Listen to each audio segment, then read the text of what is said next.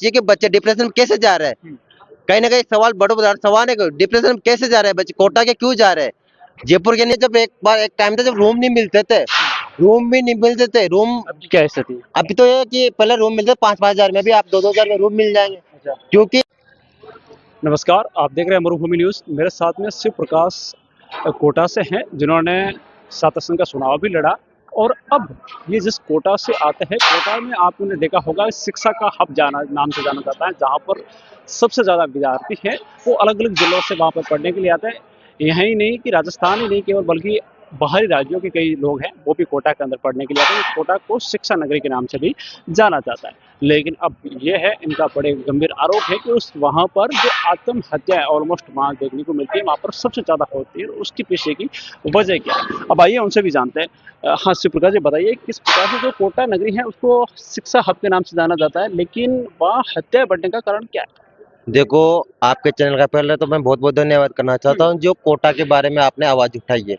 कोटा राजस्थान में शिक्षा नगरी के नाम जाना जाता है। वहाँ पे राजस्थान से नहीं बल्कि इंडिया से नहीं बल्कि विदेश के भी लड़के वहाँ पढ़ने आते हैं। लेकिन अब इसलिए नहीं आ पा रहे क्योंकि हॉस्टल खाली हो चुके हैं, कोचिंग वाले माफिया बन के बैठे हुए हैं और आत्महत्या होती है सबसे ज्यादा। इसकी वजह से अपने माता पिता सोचते हैं कि कहीं ना कहीं बच्चा बिना पढ़े रह जाए, लेकिन कोटा में आत्महत्या से तो बचे।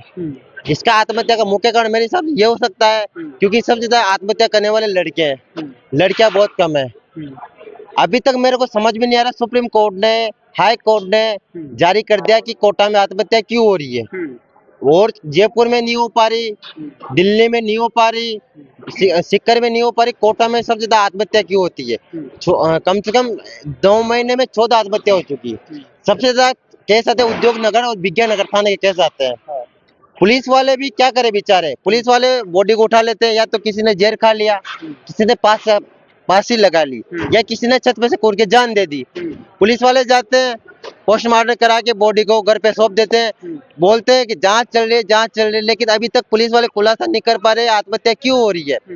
और चलो ठीक है, पुलिस वाले तो बात की बात है, लेकिन कोटा में जो लोकसभा स्पीकर कोटा का, सभापति कोटा का, जो अपने विधानसभा में बैठे श्री संदीप जी शर्मा, शिक्षा मंत्री श्री मदन दिलावर जी कोटा के, अभी तक मैं इनसे बार आपके चैनल के बाद निवेदन करना चाहता हूं कि आप सब कोटा के हो, कोटा में बार बार आत्महत्या हो रही है। इससे कोटा का नाम एक नाम था जब उस टाइम पे कोटा शिक्षा नगरी के नाम जाना जाता था। जब कोटा में, भाई साहब खुद मैं कोटा का रहने वाला हूँ, कोटा में जब एक टाइम था जब रूम नहीं मिलते थे, रूम भी नहीं मिलते थे, रूम अब क्या स्थिति? अभी तो ये कि पहले रूम मिलते 5,000 में, भी आप 2,000 में रूम मिल जाएंगे।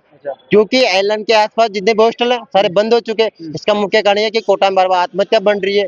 और सबसे ज्यादा आत्महत्या करने वाले कौन है? सबसे बड़े आत्महत्या करने वाले एलन के स्टूडेंट है। एलन जो गंभीर आरोप लगा रहे हैं। बिल्कुल मैं आरोप लगा रहा हूँ कि एलन के स्टूडेंट क्यों है।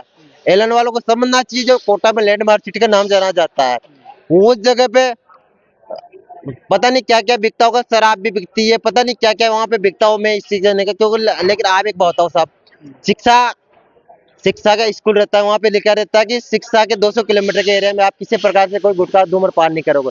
उस एरिया के अंदर जहाँ कोचिंग है उसके सामने बीड़ी सिगरेट की दुकान रहती है, बच्चा कैसे पढ़ेगा आप बताओ।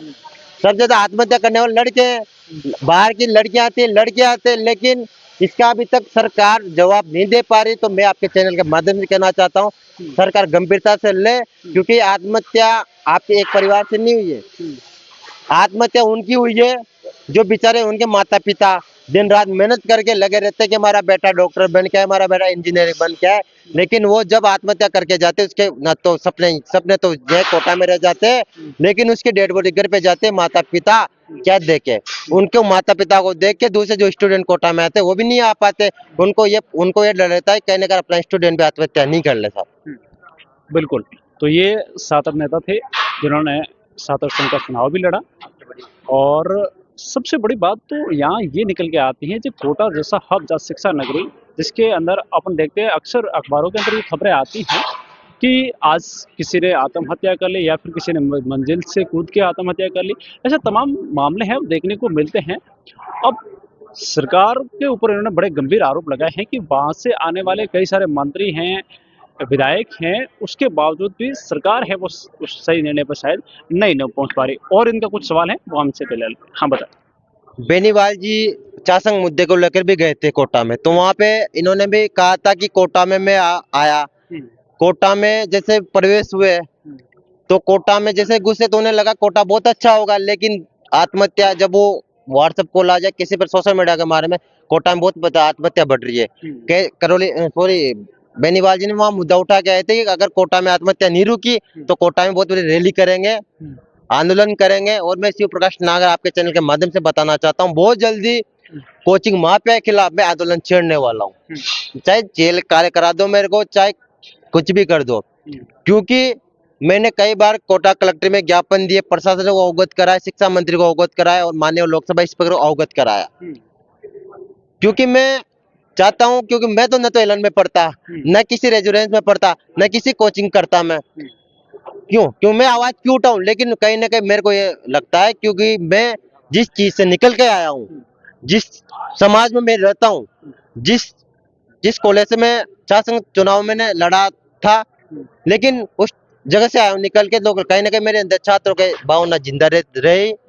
मैं आपके चैनल के माध्यम से कहना चाहता हूँ, कोटा में बहुत जल्दी हम कोचिंग माफिया के खिलाफ आंदोलन करेंगे, उसमें बेनीवाल जी को हम इन्विटेशन देंगे, तमाम जितने कांग्रेस के बीजेपी के सबको मंत्री को हम इन्विटेशन देंगे, जो आएगा उनका स्वागत करेंगे। लेकिन ये कोचिंग माफिया कोटा में चल रहा है, कोटा में जितने भी कोचिंग माफिया है उनको हम यहाँ पे मैदान में ला के रहेंगे, उनको नंगा करके रहेंगे, क्योंकि उन बच्चों का आप पैसा हनन कर रहे हो, जो बच्चा गरीब परिवार से आता है, और शिक्षा नगरी को आप बदनाम करते हो, क्योंकि आप कहते हो कि शिक्षा नगरी में सबसे कम शिक्षा पैसे में शिक्षा दी जाती है। मैं कह रहा हूँ आपके चैनल के माध्यम से सबसे ज्यादा कोटा में पैसे लगे शिक्षा दी जाती है, फिर शिक्षा पूरी तरह नहीं दी जाती। आप कई बार देखना, किसी कोचिंग में नाम नहीं लूंगा, पढ़ाई के रूप में वहाँ पे वीडियो वायरल होते हैं, कोई तो कोचिंग में डांस करा रहा है, कोई क्या सिखा रहा है। अरे आप शर्म आनी चाहिए सर। आप ठीक है, मानता हूँ मैं कोचिंग में थोड़ा बहुत एजुकेशन के मनोरंजन भी जरूरी है, आप ऐसा मनोरंजन कराओ ना जो ताकि दिमाग में पड़े, तो आप उनको नचा रहे हो।